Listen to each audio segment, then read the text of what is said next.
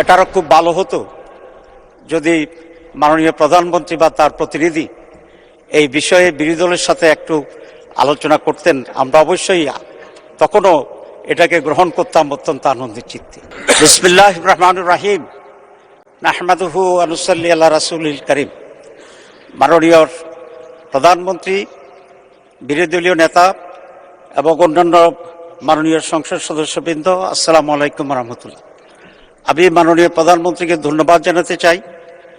সাংবিধানিকভাবে কার্যপ্রণালী বিধি অনুসারে করোনা বা যে কোনো ভাইরাসের এগেইনস্টে ফাইট মানি ব্যাকট্রলের লেফট রাইট। আজকের এই মহান সংসদের সভাপতি করার জন্য যার নাম প্রস্তাব করেছেন, উনি অত্যন্ত একজন সজ্জন, উনি অত্যন্ত প্রাচীন রাজনীতিবিদ। উনি যে দলই করুন না কেন, আমি মনে করি দেশের সকল মানুষের ওনার প্রতি আস্থা এবং শ্রদ্ধা আছে। মাননীয় প্রধানমন্ত্রীর এই প্রস্তাবটি আমরা বিরোধী দলের পক্ষ থেকে পূর্ণ সমর্থন জানাচ্ছি। তবে এটারও খুব ভালো হতো যদি মাননীয় প্রধানমন্ত্রী বা তার প্রতিনিধি এই বিষয়ে বিরোধী দলের সাথে একটু আলোচনা করতেন। আমরা অবশ্যই তখনও এটাকে গ্রহণ করতাম অত্যন্ত আনন্দের চিত্তে।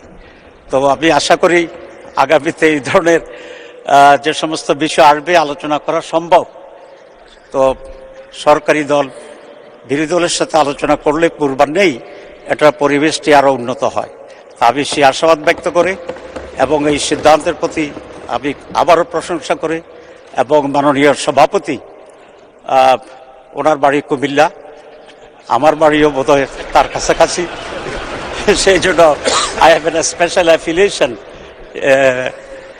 ওনার সাথে আছে।